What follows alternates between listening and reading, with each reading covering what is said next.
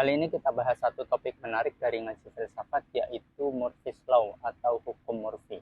Nah, siapa sih Murphy ini? Kenapa namanya bisa diabadikan menjadi nama sebuah hukum? Nah, sedikit profil tentang Murphy ini. Nama lengkapnya adalah Edward Aloysius Murphy atau Edward Murphy. Beliau adalah seorang insinyur kedirgantaraan atau penerbangan di Amerika Serikat yang lahir tahun 1918 dan meninggal tahun 1990.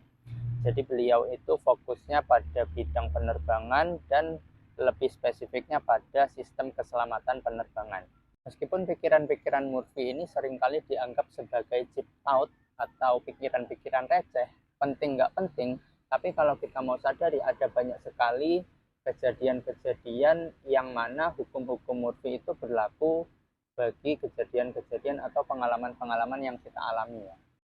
Meskipun hukum-hukum Murphy ini sangat-sangat relate, sangat-sangat dekat dengan kehidupan kita, dengan pengalaman kita secara pribadi, tapi Murphy ini lebih cenderung menyoroti hal-hal yang negatif, hal-hal buruk, hal-hal pesimistis. Jadi hukum-hukum yang dia ciptakan itu cenderung bersifat buruk, bersifat pesimis, bersifat sisi negatif, ketimbang yang positif, yang baik, yang optimis. Dan salah satu hukum yang paling terkenal dari hukum Murphy adalah yang bunyinya ketika sesuatu itu berpotensi salah, maka akan salah. Nah, ada 3 ciri dari hukum Murphy. Yang pertama adalah pesimis, kedua fatalis, ketiga ceroboh. Nah, pesimis ini lebih menyoroti, lebih cenderung berpikir di sisi negatif atau sisi buruknya ya. Jadi menyingkirkan sisi-sisi positif atau sisi-sisi optimisnya. Jadi cenderungannya adalah tidak bersyukur, melihat segala sesuatu secara kelam atau gelap ya. Nah, yang kedua adalah fatalis, yaitu keyakinan bahwa diri ini tidak berdaya, tidak punya kemampuan apa-apa. Karena dunia ini sudah berjalan sebagaimana mestinya. Dunia punya mekanismenya sendiri dan itu akan punya keteraturannya sendiri, dan kita tidak punya andil apa-apa, kita tidak bisa masuk, tidak bisa berperan, tidak bisa berkontribusi apa-apa karena sudah ada aturannya, sudah ada mekanismenya yang sudah berjalan. Nah, yang ketiga adalah ceroboh, yaitu pandangan bahwa manusia memang bisa melakukan banyak hal, melakukan macam-macam, tapi potensi meleset, potensi keliru atau potensi salahnya itu juga sangat besar. Jadi kecenderungan dari pandangan ceroboh ini adalah lemah dalam hal kontrol atau manajerial. Jadi kalau melakukan sesuatu itu kurang mengantisipasi, kurang memperhitungkan ya, dan kecenderungannya adalah kalau harus berbuat salah ya sudah, namanya juga manusia. Nah, itu adalah salah satu ciri dari sikap ceroboh. Oke, yuk langsung aja kita bahas hukum-hukum Murphy yang cenderung melihat segala sesuatu dari sisi negatif, melihat sisi buruknya saja, dan cenderung pesimis. Nah, materi ini saya dapat dari ngaji filsafat di Masjid Jenderal Sudirman, Yogyakarta, edisi cara pandang yang berbeda di bulan November 2023. Hukum Murphy yang pertama adalah if anything can go wrong, it will go wrong. Jadi kalau segala sesuatu itu berpotensi salah, maka akan salah. Nah, ini adalah hukum Murphy yang paling terkenal ya. Jadi seperti dibahas di awal bahwa Murphy ini cenderung melihat segala sesuatu itu secara negatif, dari sisi buruknya, dari sisi pesimisnya ya. Jadi walaupun aktivitas segala sesuatu itu potensi keberhasilannya 99% dan potensi salah atau kelirunya cuma 1%, tapi Murphy lebih menyoroti sisi salahnya, sisi gagalnya ya, sisi negatif, sisi buruknya. Jadi walaupun lebih cenderung untuk berhasil, tapi Murphy menyoroti sisi salahnya, bahwa kalau ada potensi salah, maka akan terjadi salahnya itu. Hukum Murphy yang kedua adalah nothing is as easy as it looks. Tidak ada yang semudah kelihatannya. Nah, jadi kalau kita sering melihat orang melakukan sesuatu, mengerjakan sesuatu, kelihatannya itu simple, kelihatannya itu lancar, begitu-begitu saja. Tapi sebenarnya itu tidak sederhana. Itu tidak mudah seperti yang kita lihat. Coba kita lakukan, itu tidak akan berhasil seperti kita melihat orang melakukannya. Jadi apa yang kita lihat mudah, tapi ketika kita belum terbiasa atau terlebih kita baru pertama kali melakukannya, maka jangan pernah berharap kita melakukan selancar ketika orang lain yang melakukannya ya. Nah, contohnya apa? Kita bisa ambil contoh bikin telur gulung ya. Kita sering lihat ya, penjual-penjual dengan lincah begitu simple, begitu mudah melakukannya. Tapi kalau kita belum pernah melakukannya, maka jangan berharap itu akan berhasil menghasilkan atau bisa memproduksi telur gulung seperti yang sering kita beli ya. Entah itu mungkin kegosongan, entah itu minyaknya belum panas, entah itu tidak berhasil menggulung dan lain sebagainya. Atau contoh lain, kita pernah ya pasang gantungan baju, kastok. Jadi kelihatannya gampang, tinggal dipalu kemudian pasang. Tapi ternyata yang terjadi apa? Kita maku di tembok, entah pakunya terpental, entah temboknya jadi rusak, jadi jebol, dan lain sebagainya. Jadi yang kita lihat begitu mudah, kalau kita lakukan itu tidak semudah yang ketika kita lihat. Hukum Murphy yang ketiga, everything takes longer than you think it will. Segalanya butuh waktu lebih lama daripada yang kita pikir. Nah, ini rasa-rasanya kita juga pernah mengalami ya. Kita sudah merancang, membayangkan melakukan ini, dilanjut ini, itu dalam bayangan kita akan berjalan sebegitu ringkas, sebegitu cepat durasinya, tapi ketika kita melakukannya tidak semudah seperti yang sudah kita bayangkan ya. Misalkan menggarap tugas ya, menggarap makalah atau tugas lain, kita menganggap waktu 1-2 jam itu bisa untuk merampungkan satu tugas. Tapi pada kenyataannya, pada prakteknya, baru sekian menit kita mengambil jeda, entah itu main game, entah itu scroll medsos, entah itu dengar musik, dan sekali pegang HP jadinya buka yang lain-lain, bukanya kemana-mana, dan nggak kerasa waktu 1 jam sudah berlalu dan tugas belum selesai juga, ternyata 2 jam juga nggak selesai, dan itu nggak seringkas, nggak secepat seperti yang sudah kita bayangkan. Nah, contoh lain ketika persiapan beraktivitas di pagi hari ya, kita sudah membayangkan makan sekian menit, mandi sekian menit, kemudian kita bisa langsung berangkat, entah ke kampus atau ke tempat kerja. Tapi pada kenyataannya gimana? Kita makan 15-20 menit, kemudian kita nggak bisa langsung mandi ternyata. Kita masih butuh waktu bersantai dulu, entah itu scroll medsos, ternyata kita masih butuh waktu rokokan, atau kita butuh waktu untuk ngopi dulu, dan semuanya jadi mundur ya, mandinya mundur, berangkatnya juga menjadi mundur. Hukum Murphy yang keempat, if there is possibility of several things going wrong, the one that will cause the most damage will be the one to go wrong. Kalau ada beberapa kemungkinan salah, maka yang kerusakannya terbesar atau terburuk itulah yang akan terjadi. Nah, teman-teman ngerasa relate nggak? Kita sudah membayangkan, mengantisipasi kemungkinan-kemungkinan yang buruk, misalkan resiko A, resiko B, resiko C, dan kita tahu memikirkan resiko yang terburuk dari yang terburuk. Tapi kita anggap kayaknya nggak mungkin sih kejadian resiko yang terburuk, paling resiko A, B yang ringan-ringan aja. Tapi kenyataannya yang terjadi adalah resiko yang terburuk itu yang kita alami ya. Hukum Murphy yang kelima, if anything simply cannot go wrong, it will anyway.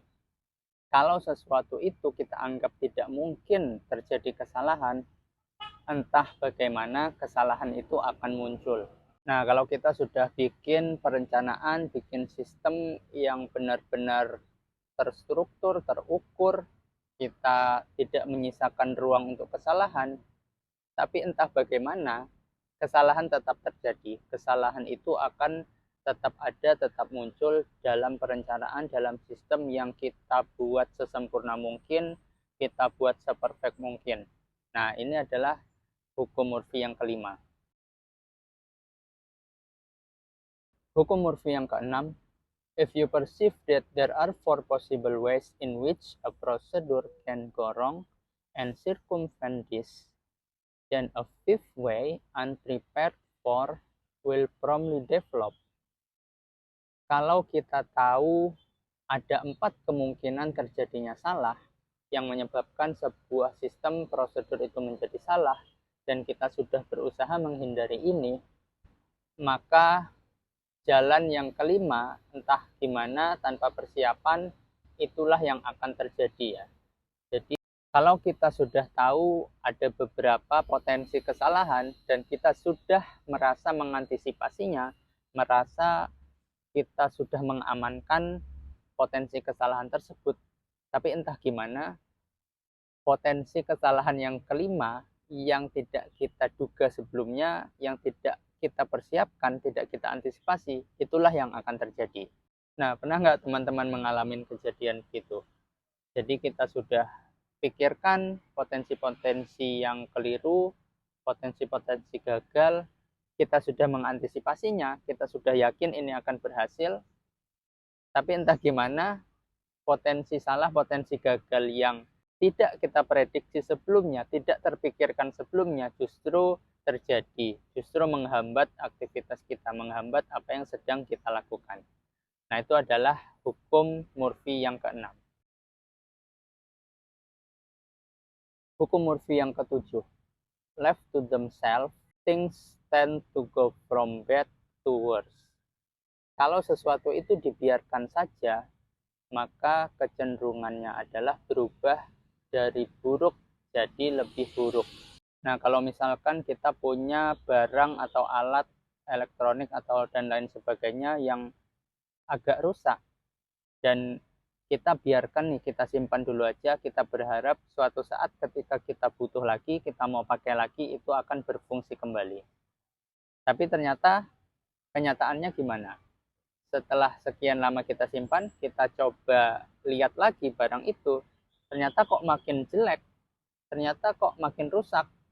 Nah, itu adalah hukum Murphy yang ketujuh ya. Hukum Murphy yang kedelapan, if everything seems to be going well, you have obviously overlooked something. Jadi kalau segala sesuatu itu tampak berjalan baik, berjalan lancar, maka jelas kita sudah melewatkan sesuatu. Nah, hukum yang ini rasanya sangat paripurna ya, menggambarkan pikiran-pikiran atau hukum-hukum Murphy yang sangat-sangat pesimis, yang sangat-sangat cenderung negatif, cenderung melihat segala sesuatu dari sisi buruknya. Jadi rasanya tidak ada celah bahwa segala sesuatu itu mesti ada jeleknya, mesti ada sisi negatifnya, mesti berpotensi salah. Biar bagaimanapun sesuatu itu sudah berjalan dengan lancar, dengan baik, kata Murphy, itu pasti kamu melewatkan suatu hal. Pasti tetap ada celah salahnya ya. Murphy sepertinya nggak terima kalau ada suatu aktivitas, sesuatu hal itu berjalan dengan lancar, berjalan dengan sukses, dengan sempurna. Nah, menurut Murphy mesti ada satu sisi kesalahan yang kita lewatkan, yang tidak kita lihat, yang tidak kita jumpai, sehingga kita itu bisa melihat sesuatu ini berjalan dengan sukses, dengan lancar, dengan sempurna. Hukum Murphy yang kesembilan, nature always sides with the hidden flaw. Jadi katanya alam itu selalu memihak pada kelemahan yang tersembunyi. Nah, masih berhubungan dengan hukum yang sebelumnya, bahwasanya menurut Murphy segala sesuatu itu nggak mungkin berjalan lancar, baik-baik saja, sempurna, mulus-mulus saja. Nah, di hukum ini Murphy menegaskan kalau segala sesuatu itu terlihat baik, lancar, sempurna, ya bisa aja karena kita lagi nggak melihat kesalahan itu sedang tertutupi oleh sesuatu, kita sedang tidak bisa melihat sisi kesalahan, sisi gagal, atau sisi buruk dari sesuatu yang kita anggap sempurna itu. Hukum Murphy yang ke-10. Mother Nature is a bitch. Jadi alam itu menyebalkan. Nah, hukum ini cukup luas ya maknanya. Kita bisa interpretasikan secara terbuka. Tapi tetap aja kita bisa melihat poin atau semangat dari hukum ini. Tetap aja Murphy itu melihat segala sesuatu dari sisi negatifnya ya, sisi buruknya. Bahwa alam itu menyebalkan, bahwa kita itu selalu merasakan kesialan, kita selalu menemui hambatan, selalu menemui kegagalan, selalu menemui sisi negatif, sisi buruk, sisi pesimisnya. Hukum Murphy yang ke-11. It is impossible to make anything foolproof because fools are so ingenious. Nggak mungkin bikin sesuatu itu jadi mudah karena orang bodoh sangatlah cerdik. Nah, kalau kita lihat hukum ini adalah kacamata Murphy ketika menghadapi orang bodoh ya. Jadi seolah Murphy ingin memberitahu, menegaskan kepada kita bahwasanya orang meskipun terlihat bodoh, terlihat tidak tahu apa-apa, terlihat tidak cemerlang, tidak pandai, tapi ternyata mereka itu punya akal yang cerdik ya. Jadi jangan dianggap mudah menghadapi orang-orang yang kita lihat tidak pintar ya, orang yang kita lihat bodoh, karena mereka sesungguhnya punya celah-celah, punya akal yang sangat cerdik ya. Hukum Murphy ke-12. Whenever you set out to do something, something else must be done first. Setiap kali ingin melakukan sesuatu, mesti ada hal lain yang harus dilakukan lebih dulu. Nah, teman-teman ngalamin nggak? Misalkan pagi kita mau mandi pagi, ternyata harus didahului dengan ke kloset dulu. Mau sarapan, ternyata nasinya belum ada, harus masak nasi dulu. Nasinya sudah matang, ternyata lauknya lupa, mesti goreng lauk dulu, dan lain sebagainya. Sudah selesai mandi, siap-siap pakai baju, ternyata kemejanya belum disetrika. Mau nyetrika, ternyata pelicinnya habis, beli spray dulu di warung. Setelah siap semua, sudah mau berangkat, ternyata bannya kempes, kita mesti pompa dulu. Selalu ada, kita merasa selalu ada syarat atau hal yang perlu dilakukan dulu sebelum kita melakukan hal yang ingin kita lakukan ya. Nah, hukum Murphy ke-13. Every solution breeds new problems. Tiap solusi melahirkan masalah baru.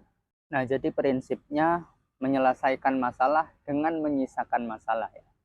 Jadi jargon yang itu sebenarnya kita bisa pertanyakan, kita bisa kritisi. Apa betul masalah satu selesai tidak menimbulkan masalah yang lain lagi? Karena pada kenyataannya memang hukum Murphy ini bisa kita amini ya, bahwa kalau kita selesai pada satu masalah, kita temukan solusinya, ternyata ada ekornya lagi, ada sisa-sisa masalah baru yang muncul ya. Nah, misalkan tadi kita persiapan pagi-pagi masak nasi misalnya. Nah, kita selesai sarapan, masalah lapar itu selesai, tapi pertanyaannya apakah nanti Magicom yang kita pakai menyedot listriknya terlalu banyak atau enggak kalau kita pulang sampai sore. Kalau kita keluarkan nasinya dari Magicom, nanti kira-kira basi enggak ya nasinya. Nah, kemudian pompa ban motor. Nah, kita sudah mandi tapi ternyata ban motornya gembos, perlu kita pompa. Setelah pompa kita keringatan. Satu masalah soal motor selesai, tapi ternyata kita punya masalah baru, keringat di badan kita. Nah, kira-kira kita perlu mandi lagi atau cukup mengelap? Kalau mandi lagi, waktunya sempat atau enggak? Kalau cuma dilap, kira-kira masih ada sisa-sisa aroma enggak sedap atau enggak? Nah, tapi yang perlu kita sadari bahwasanya masalah demi masalah yang muncul setiap waktu, setiap detik kita menjalani kehidupan itu sesuatu yang wajar ya. Karena memang hidup isinya masalah demi masalah ya. Jadi nggak usah kaget, nggak usah heran ketika suatu masalah terselesaikan, muncul masalah baru. Karena memang masalah itu hal yang alami yang akan selalu hadir, selalu muncul, selalu kita hadapi ketika kita hidup. Hukum Murphy ke-14, if anything can go wrong on its own, someone will make it go wrong. Kalau sesuatu itu tidak bisa salah dengan sendirinya, pasti akan ada yang membuatnya salah. Nah, ini Murphy masih tidak terima bahwa suatu sistem, suatu prosedur itu pasti baik-baik saja, pasti lancar-lancar saja, pasti sempurna ya. Jadi kalau tadi sebelumnya Murphy bilang pasti ada aja yang salah. Kalau kita nggak melihat salah, bisa jadi kita nggak melihat atau kita belum melihat. Atau kesalahan itu memang sedang tertutupi ya, tidak terlihat. Nah, di hukum ini Murphy menegaskan lagi bahwasanya kalau sistem itu memang sudah sempurna, perfect, tidak menyisakan celah untuk salah, maka akan ada orang yang membuatnya salah. Akan ada secara sistem oke, tapi ada orang human error yang bakal melakukan kesalahan. Jadi memang fokus atau sorotan Murphy ini lebih kental, lebih tertuju pada kesalahan ya. Jadi peluang salah, sisi negatif, sisi gagal, itu yang terus disoroti Murphy. Oke, itu tadi 14 hukum Murphy yang saya dapatkan materinya dari ngaji filsafat ya. Nah, menurut teman-teman gimana? Apakah sepakat, apakah relate dengan hukum-hukum Murphy, pikiran-pikiran Murphy yang tadi sudah kita dengarkan? Nah, kalau teman-teman juga merasa mendapat pengetahuan baru, insight baru, jangan lupa untuk kasih tanda like-nya. Teman-teman juga boleh tinggalkan jejak di kolom komentar dan share ke sebanyak mungkin teman-teman ya. Supaya yang lain juga bisa mendapatkan materi baru, wawasan baru, insight yang baru.